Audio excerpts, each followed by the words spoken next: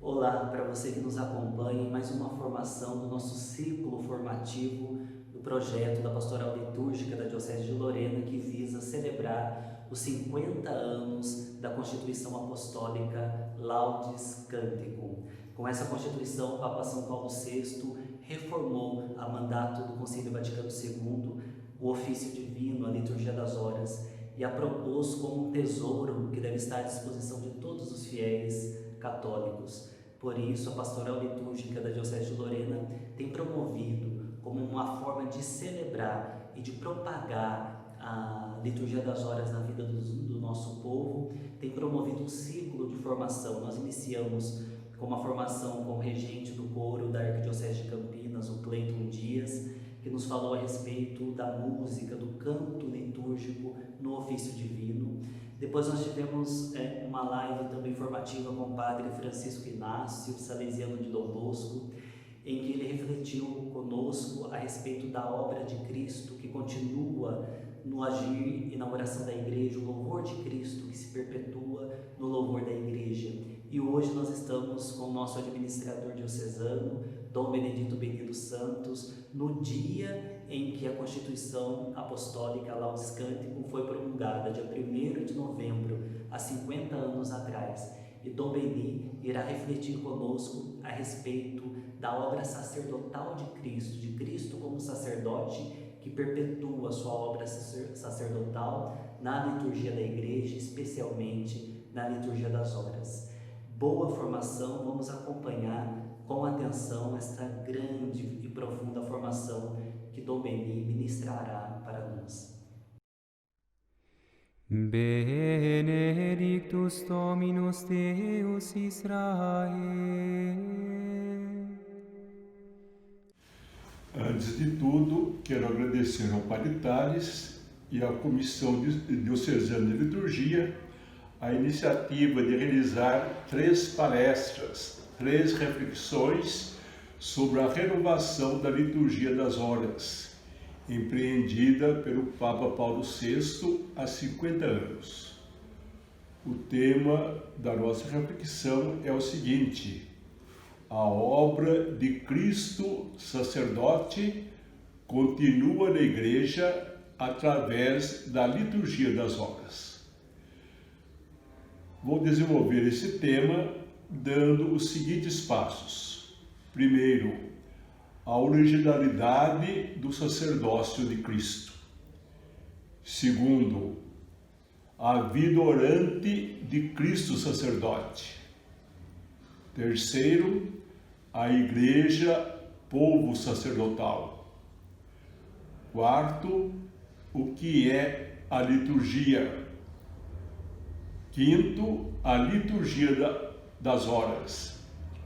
E, finalmente, caminhos para uma espiritualidade litúrgica. Comecemos pelo primeiro passo, a originalidade de Cristo sacerdote. Após o Concílio Ecumênico Vaticano II, houve um movimento muito bom que procurava valorizar a vida e a missão do cristão leigo. Alguns, porém, afirmavam que Cristo não foi sacerdote. No seio da religião judaica, ele teria sido apenas aquilo que hoje nós chamamos um leigo. As pessoas citavam até alguns fatos. Diziam elas que o Evangelho nunca mostra Jesus exercendo uma função sacerdotal no Templo de Jerusalém. Jamais ele entrou no Templo de Jerusalém no espaço reservado aos sacerdotes. E além disso, ele não pertencia à tribo sacerdotal, à tribo de Levi, mas à tribo de Judá. As pessoas que assim falavam se esqueciam que o sacerdócio de Cristo foi único e original, essencialmente diferente do sacerdócio existente em algumas religiões, essencialmente diferente do sacerdócio levítico. E o texto do Novo Testamento, que trata, por assim dizer, oficialmente do tema Cristo sacerdote, é a carta aos Hebreus. É curioso o título desta carta, aos Hebreus, porque no corpo da carta não aparece a palavra hebreu, e nem seus sinônimos, judeu, israelita, mas o título, Carta aos Hebreus, tem a sua razão de ser. Essa carta foi dirigida àqueles judeus, entre os quais muitos sacerdotes que haviam sido expulsos da sinagoga por haverem acreditado na divindade de Jesus. E a expulsão da sinagoga era uma verdadeira excomunhão. A pessoa perdia o direito aos seus bens, não podia ser saudada publicamente por ninguém, vamos dizer, a pessoa perdia a sua cidadania. Por isso mesmo, a carta aos Hebreus recorda a eles que existe uma pátria melhor, uma pátria definitiva, eterna, que é o céu. Esses judeus que haviam abraçado a fé cristã com muito entusiasmo, agora, por causa dos sofrimentos, estão em crise. E o autor da carta aos Hebreus quer ajudá-los a sair dessa crise, desenvolvendo o tema Cristo sacerdote. Mas podemos perguntar aonde o autor da carta aos Hebreus encontrou esse tema, Cristo sacerdote. Foi justamente no Salmo messiânico por excelência, o Salmo 109. Esse salmo se inicia com essas palavras: Disse o Senhor ao meu Senhor, senta-te ao meu lado direito, até que ponha os teus inimigos como escabelo sob os teus pés.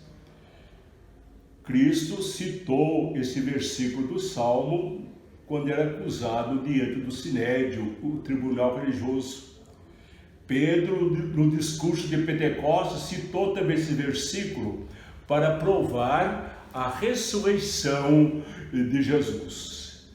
Mas quando o autor da carta aos Hebreus passou do versículo 1 ao versículo 4, ele encontrou essas palavras sobre o Messias: Tu és sacerdote para sempre, segundo a ordem de Melquisedeque, ao modo de Melquisedeque. Daí o tema Cristo sacerdote, desenvolvido nessa importante e belíssima carta. Para dar um conteúdo resumido da carta naquilo que nos interesse, vou acentuar os seguintes pontos. Em primeiro lugar, a mediação da palavra como fundamento da mediação sacerdotal de Cristo. Segundo ponto, a cristologia geral da carta, que serve de fundamento para a cristologia sacerdotal. E, finalmente, a cristologia sacerdotal. A mediação da palavra como fundamento da mediação sacerdotal de Cristo. A carta aos Hebreus se inicia de modo muito solene. Outrora Deus falou muitas vezes e por diversos modos aos nossos pais pelos profetas. Na extremidade dos dias, isto é, nos últimos dias, ele nos falou através do seu próprio Filho. O que interessa, antes de tudo, ao autor da carta aos Hebreus não é o que Deus falou, mas o fato de Deus ter falado. Na Sagrada Escritura, dirigir a palavra a alguém é manifestar o desejo de entrar em relacionamento, de fazer aliança. Deus, que é o grande mistério, o totalmente outro, dignou-se dirigir a sua palavra aos seres humanos. E com isso ele manifestou o desejo de entrar em relação com os seres humanos, de fazer aliança. A carta aos Hebreus distingue dois momentos na revelação de Deus através da mediação da palavra. O Antigo Testamento, em que Deus falou através dos seus servos, os profetas, e no Novo Testamento, em que ele falou através do seu próprio Filho, Jesus Cristo.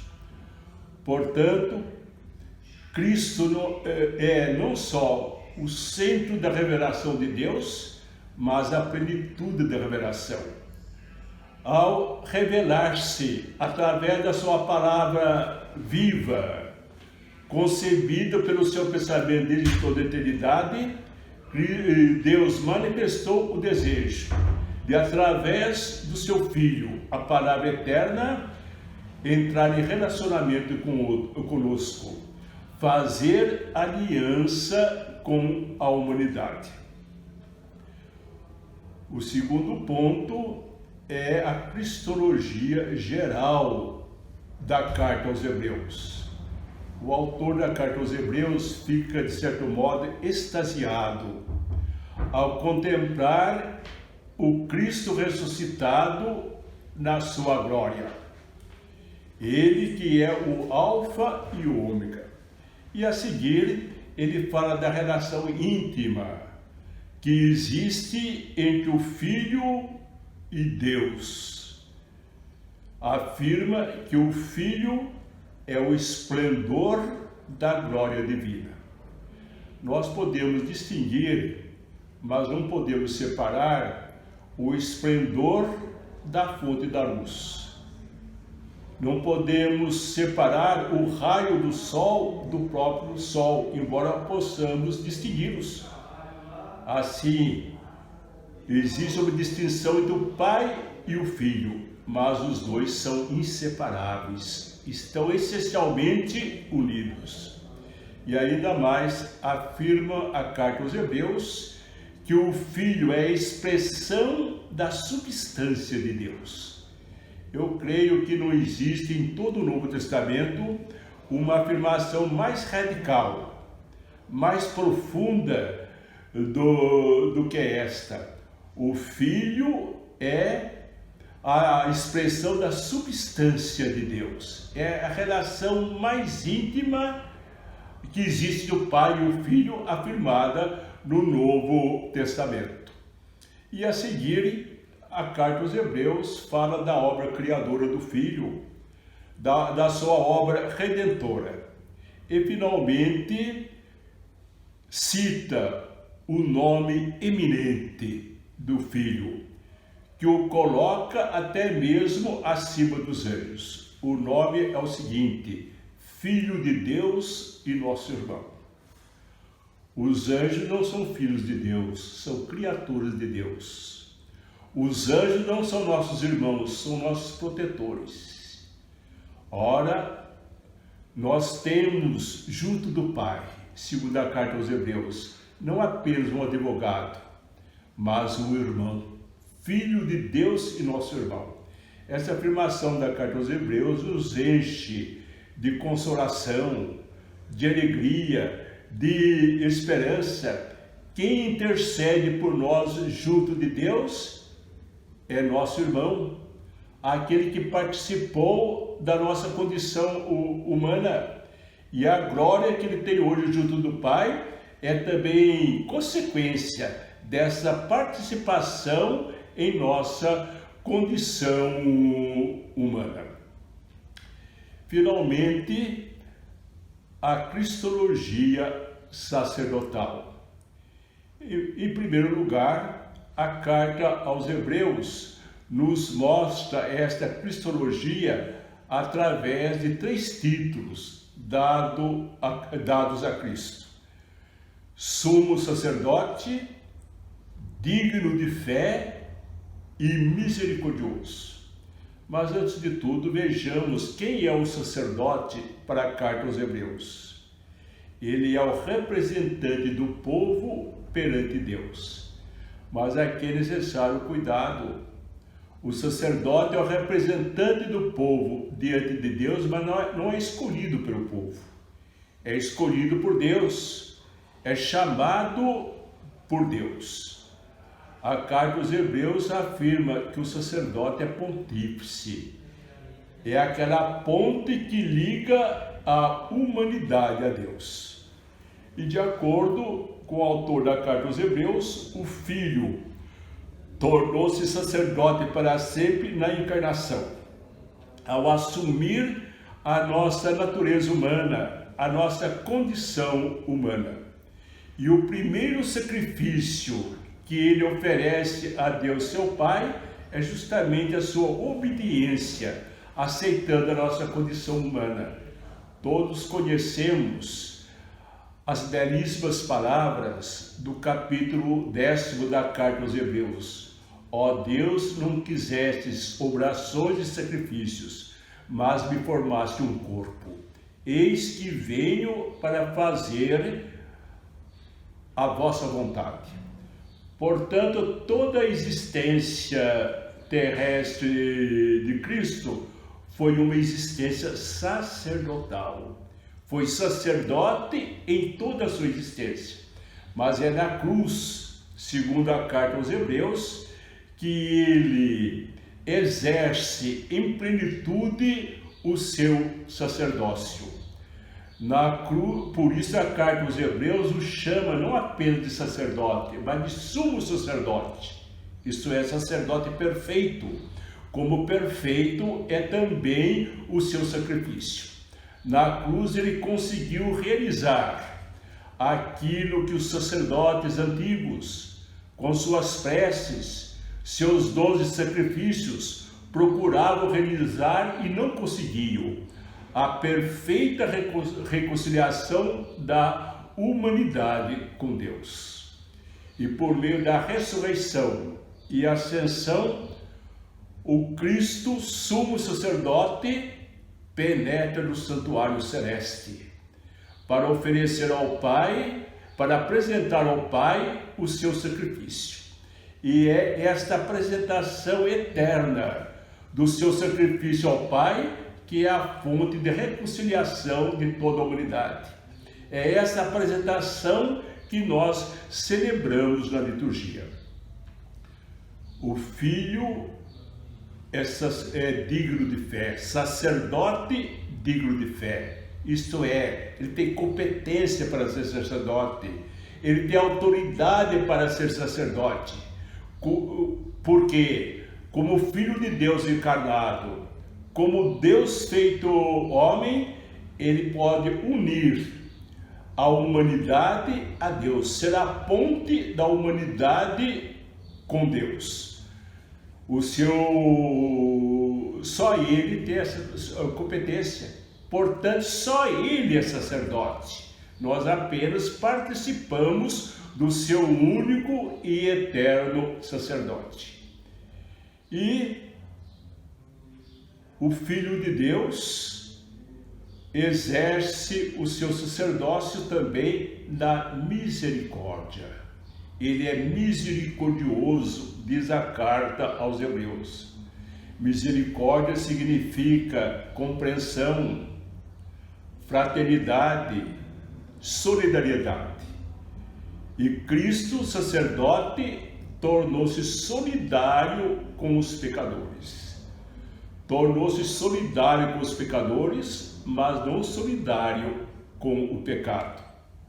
Com o pecado não existe solidariedade, existe cumplicidade. Cristo desenvolveu uma luta radical contra o pecado, mas foi solidário com os pecadores.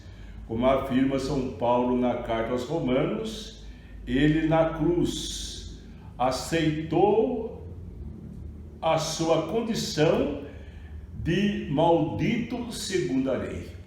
Para o judeu, ser crucificado era um sinal de maldição divina. E Paulo faz um comentário dessa afirmação, tornou-se maldito segundo a lei. Isto é, na cruz ele assumiu a maldição que pesava sobre a humanidade pecadora, justamente para apagar para cancelar essa maldição. Passemos agora para o segundo ponto da nossa reflexão: a vida orante de Cristo sacerdote. A oração ocupa um lugar central na revelação divina. Basta recordar no Antigo Testamento os Salmos, os 150 Salmos, mas o centro da oração no Novo Testamento é justamente Jesus Cristo. Ninguém jamais orou como ele, nem antes, nem durante a sua existência visível terrestre, nem depois, porque a sua oração foi a oração do Filho de Deus feito homem, foi a oração do Filho do sacerdote, do único sacerdote, aquele que tem a competência para unir a humanidade a Deus, para ser a ponte, como vimos, da humanidade com Deus. E nós podemos dizer que Cristo foi um contemplativo na ação. Os evangelhos nos mostram continuamente ele passando da ação à oração e da oração à ação. Às vezes passava noites inteiras em oração, para no dia seguinte voltar à ação. A oração era aquele espaço onde Cristo cultivava a sua intimidade com o Pai.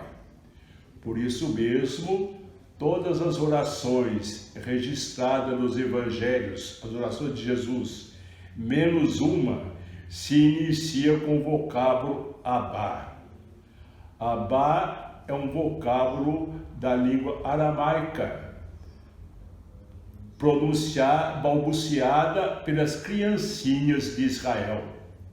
Geralmente essa palavra Abá é traduzida por pai querido, mas nós podemos também traduzida por papai.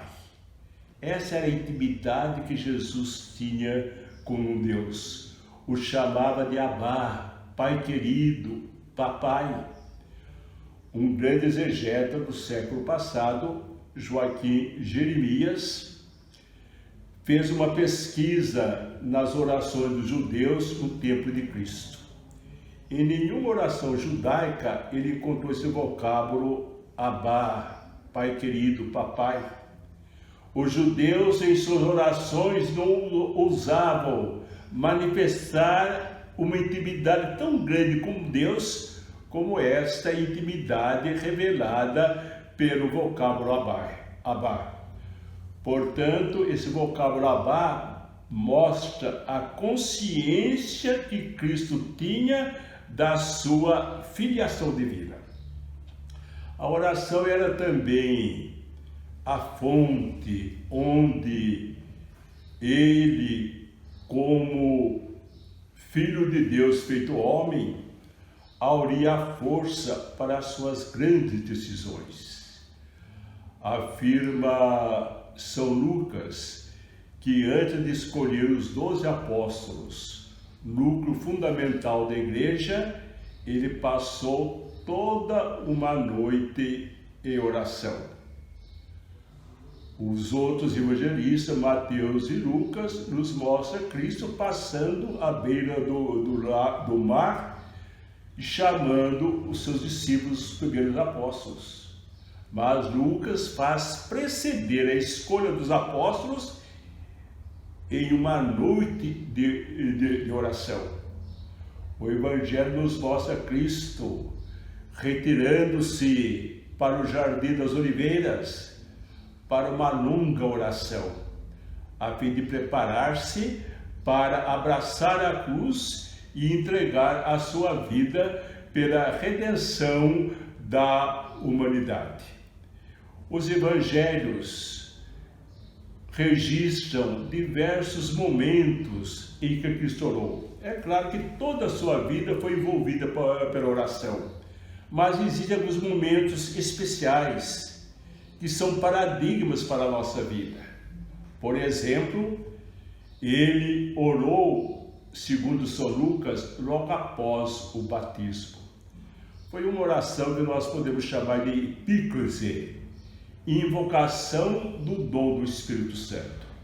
Afirma Santo Agostinho, na sua obra sobre a Trindade, De Trinitate, que o nome próprio da terceira pessoa da Trindade é dom, presente, graça. O Espírito Santo é Deus que vem até nós como presente, como graça, como dom. E nós devemos invocá-lo justamente para abrir o nosso coração e acolher esse mais alto e importante presente, que é o dom do Espírito Santo. Segundo os evangelhos, Jesus orou, como nós vimos, antes de escolher os apóstolos, passou toda uma noite em oração. Ele orou antes de submeter os discípulos a uma prova. Quem diz o povo que eu sou, e vós quem dizeis que eu sou? Orou para que a resposta dos discípulos fosse inspirada por Deus. E foi o que aconteceu. Pedro respondeu em nome dos outros discípulos: Tu és o Messias, o Filho do Deus vivo. E Cristo então lhe disse: Não foi a carne e o sangue que te revelaram isso, mas meu Pai que está nos céus. Cristo orou durante a transfiguração. Mateus e Marcos afirmam que ele subiu ao alto do monte para se transfigurar. Mas Lucas afirma que ele subiu ao alto do monte para orar. E foi durante a oração que o seu rosto se transfigurou, que as suas vestes se tornaram brancas e luzentes, brancas como a neve, luzentes como o sol. Esse fato mostra o poder que a oração tem de transformar a nossa vida. Cristo orou para agradecer ao Pai o sucesso da missão dos 72 discípulos, capítulo 10 do Evangelho de São Lucas. É uma das suas mais belas orações. Ele fez essa oração, afirma São Lucas, exultando de alegria no Espírito Santo. Eu te louvo, ó Pai, Senhor do céu e da terra, porque revelastes as coisas, ocultastes as coisas aos sábios e entendidos e as revelaste aos pequeninos. Sim, ó Pai, porque assim foi do teu agrado.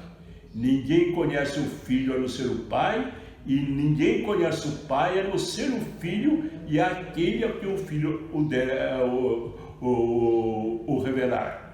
Portanto, só Deus conhece a Deus. Só Jesus, o Filho de Deus, poderia nos dizer de modo pleno e definitivo quem de fato é Deus. Jesus, sumo sacerdote, orou diante do túmulo do seu amigo Lázaro antes de ressuscitá-lo, mostrando assim que nós devemos orar para termos força para enfrentar o sofrimento e a morte. Mas, sobretudo, na última ceia, ao instituir a Eucaristia, ele fez a sua mais longa oração registrada pelos Evangelhos. É a oração sacerdotal por excelência. É aquela oração em que ele claramente fala como pontífice, como mediador entre a humanidade e Deus. Ele orou também longamente no Jardim das Oliveiras. Os judeus costumavam orar de pé e em voz alta. Orar para eles era clamar em voz alta. A oração de joelhos era rara e só para expressar humildade.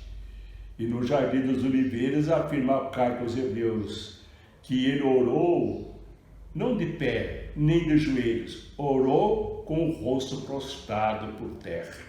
Orou, diz ele, diz o autor da carta aos Hebreus, chorando, soluçando. É a oração sacerdotal de Jesus. E finalmente, ele orou na cruz, como sacerdote, ao pedir ao Pai, perdoai-lhes, porque não sabem o que faz. É uma oração sacerdotal por excelência de Jesus.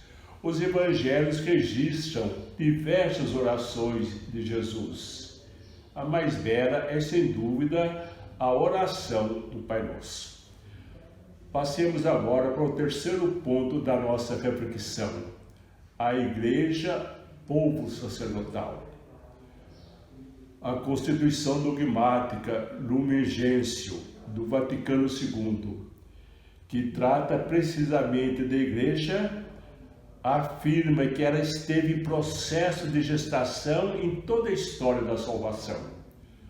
Por isso, o concílio se refere a uma igreja que vem desde Adão, que vem desde o justo Abel.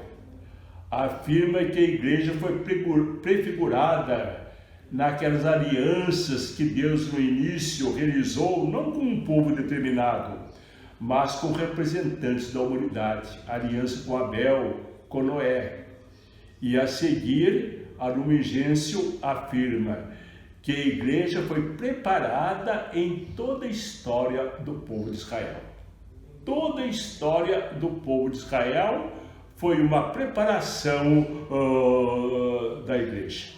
E Israel foi escolhido para ser o povo de Deus. Mas isso não foi um privilégio, foi uma vocação. Através dessa escolha, Deus chama Israel para conferir-lhe uma missão: anunciar o seu nome a todos os povos da terra. O Antigo Testamento considera Israel como uma espécie de santuário de Deus no mundo. Com seu testemunho de vida, deve atrair todos os povos para Deus. E, finalmente, o profeta Isaías, no capítulo 61 do seu livro, chama Israel de povo sacerdotal, de ministro de Deus nesse mundo. Portanto, Deus escolheu Israel para ser uma espécie de ponte que ligasse os outros povos a Deus. É a sua mediação sacerdotal. E a igreja é chamada por São Paulo de novo Israel, novo povo de Deus. Como o antigo Israel, a igreja é também o santuário de Deus nessa terra. Por isso mesmo, a primeira carta de São Pedro e a carta de São Paulo aos Efésios fala da igreja como templo de Deus, como edifício espiritual. O fundamento visível desse edifício são os apóstolos e os profetas. As pedras vivas que formam as paredes desse edifício são os batizados.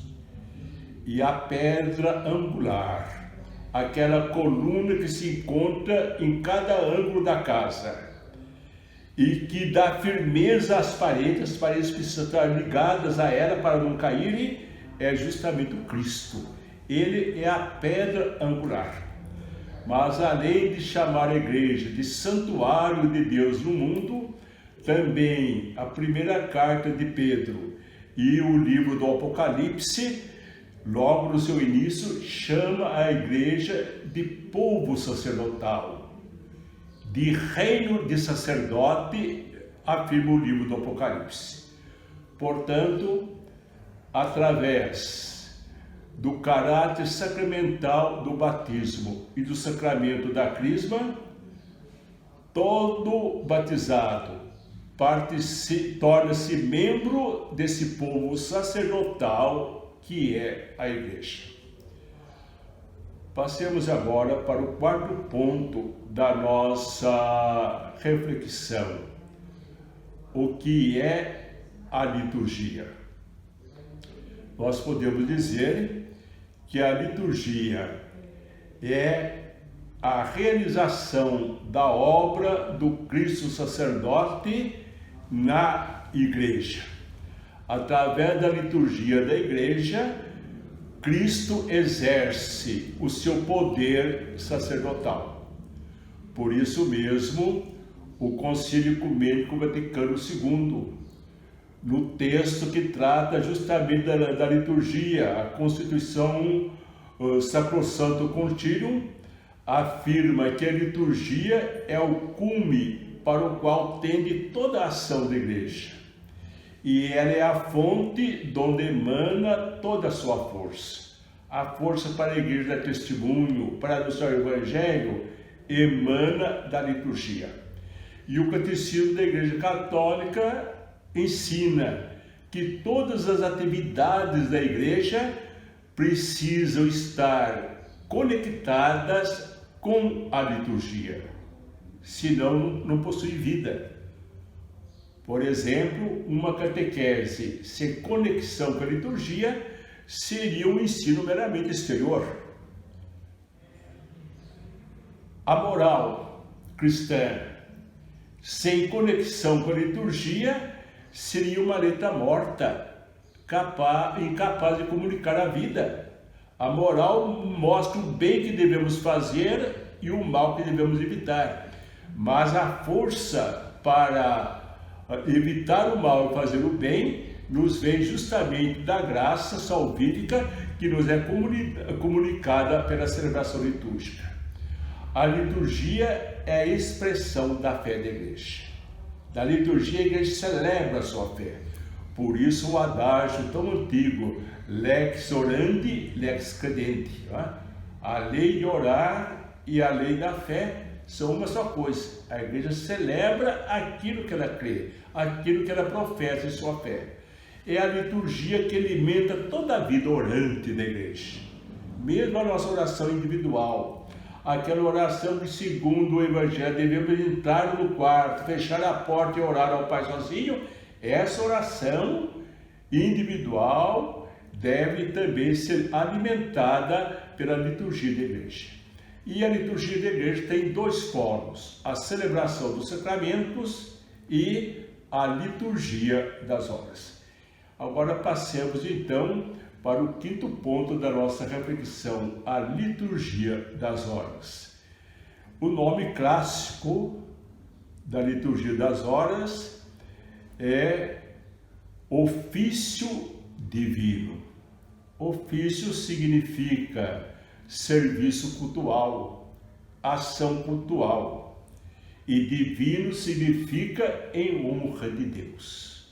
Então a liturgia é o mais importante dos ofícios.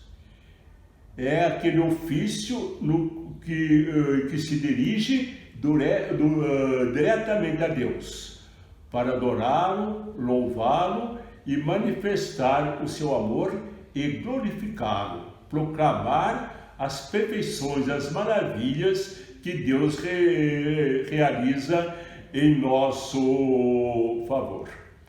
Mas como o ofício divino é articulado envolvendo todas as horas do dia e da noite, com a renovação litúrgica após o Concílio Ecumênico Vaticano II, o ofício divino, que São Bento chama Opus Dei, obra de Deus, começou a ser chamado de liturgia das horas.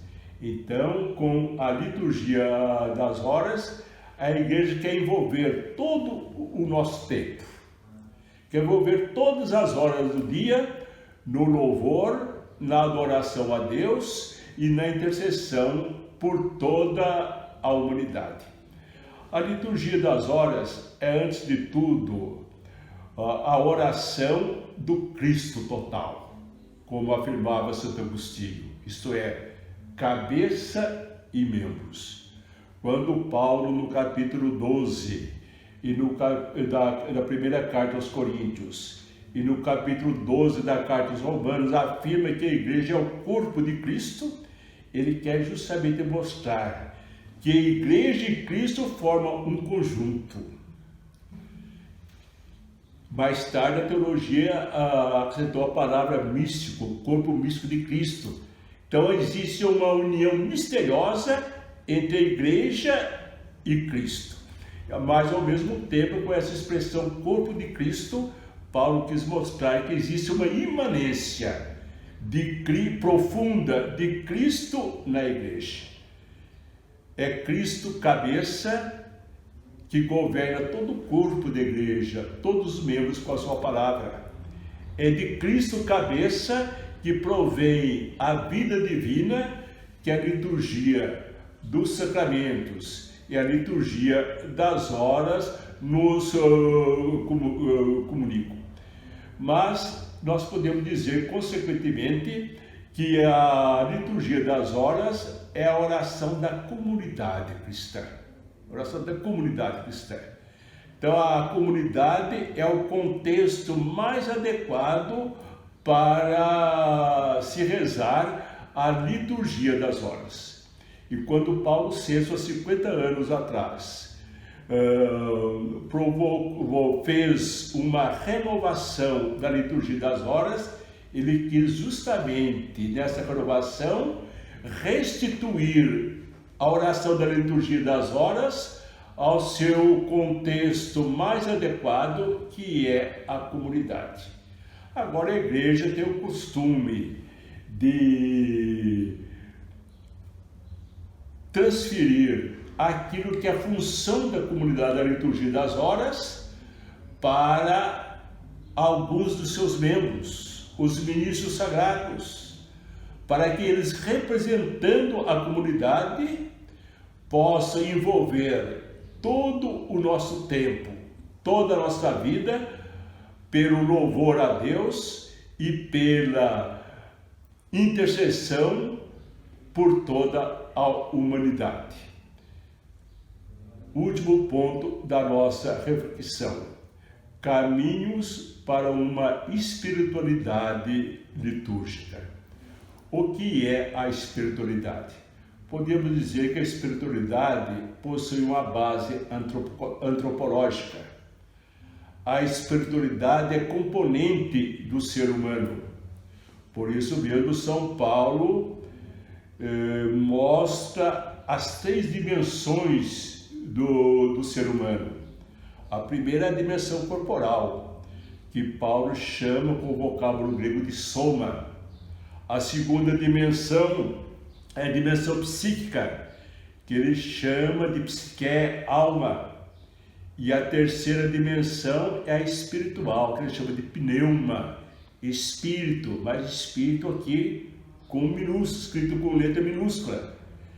Espírito, para Paulo, designa o interior do ser humano, aquele núcleo da nossa pessoa aberta ao diálogo com Deus, à comunicação com Deus, é aquele núcleo da nossa pessoa que pode acolher a presença de Deus em nós. Deus é um grande mistério.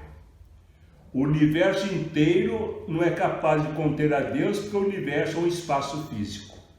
Mas o nosso interior, segundo Paulo, e Santo Agostinho mostra isso muito bem, pode acolher a Deus. Deus pode habitar em nós, porque o nosso interior é um espaço espiritual. Portanto, nós podemos dizer, numa linguagem bem simples, a espiritualidade consiste em viver em relação com Deus, em viver em comunhão com Deus. Então, a forma fundamental de espiritualidade da igreja é a liturgia. É a liturgia que nos coloca, através da mediação de Cristo sacerdote, em relação com Deus, em comunhão com Deus. Existem as diversas formas de espiritualidade. Temos que recordar a espiritualidade dos jesuítas, dos franciscanos, a espiritualidade carismática. Mas todas as espiritualidades precisam ser alimentadas pela espiritualidade litúrgica, que é a espiritualidade fundamental da igreja. Não existe espiritualidade cristã desligada, sem conexão, sem ser alimentada pela espiritualidade litúrgica. Então, esse é o primeiro caminho da espiritualidade: participar da liturgia. Participar da liturgia da igreja. O segundo caminho da espiritualidade é viver o ano litúrgico. É uma maravilha o ano litúrgico.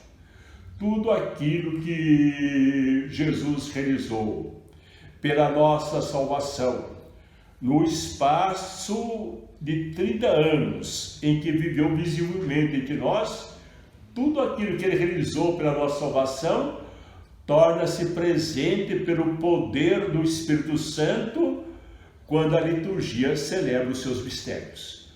Por isso mesmo, a linguagem da liturgia não é o ontem, é o hoje. A igreja afirma, hoje Cristo nasce. Isto é, quando ela celebra liturgicamente o Natal, hoje Cristo nasce. Todas as graças que Ele concedeu à humanidade por ocasião do seu nascimento, tornam-se presentes todas as vezes que a igreja celebra liturgicamente o seu Natal pelo poder do Espírito Santo. É o memorial. O fato não se repete, mas torna-se sacramentalmente presente. Hoje Cristo prega, como afirma a Sacrosanto Concílio. Isto é, todas as graças que Cristo concedeu à humanidade quando anunciou a sua palavra, as mesmas graças tornam-se presentes pelo poder do Espírito Santo quando a igreja anuncia a sua palavra. Então a liturgia afirma, hoje Cristo morre, hoje Ele ressuscita, hoje Ele envia o Espírito Santo. Quer dizer, todas as graças que Ele concedeu à humanidade, quando morreu na cruz, quando ressuscitou, quando enviou o Espírito Santo, todas essas graças tornam-se presentes hoje, quando a igreja celebra esses mistérios na liturgia. Então, a participação no ano litúrgico é muito importante.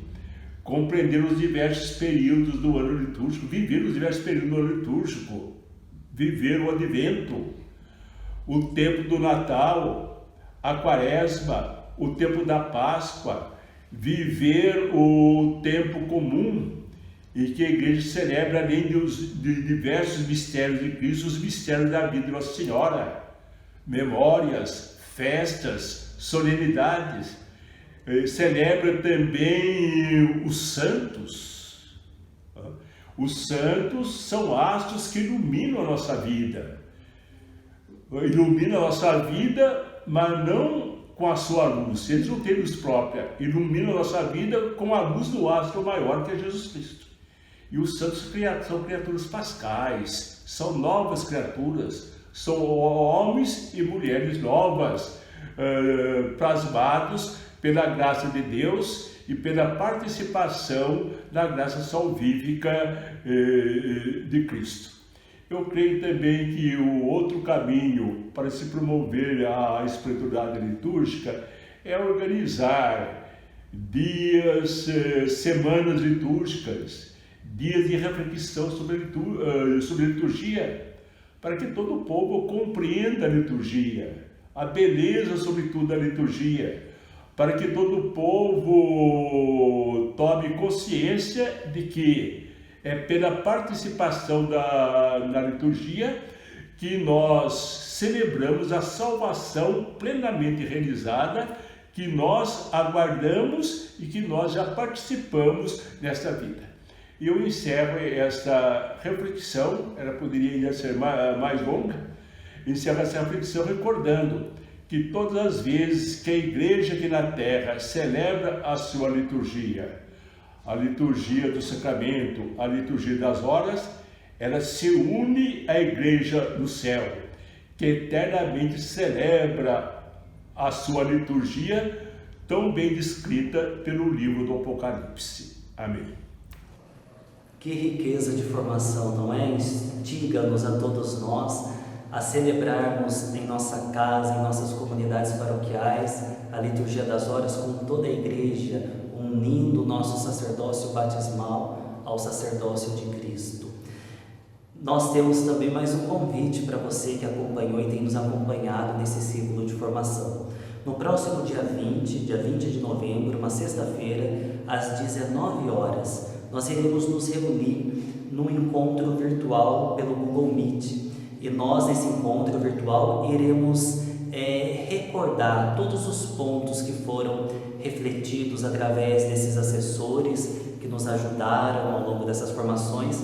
Vamos então pontuar os elementos fundamentais dessas formações e vamos de alguma forma sintetizar tudo que tivemos a oportunidade de aprender nessas lives formativas. Todas elas estão disponíveis aqui no canal do YouTube da Diocese de Lorena e também na nossa página no Facebook, Pastoral Litúrgica Diocese de Lorena, São Paulo.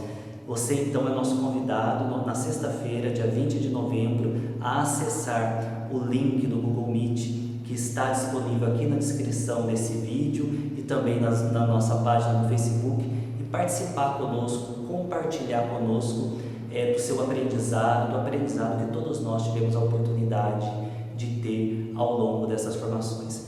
Deus abençoe você, fique com Deus.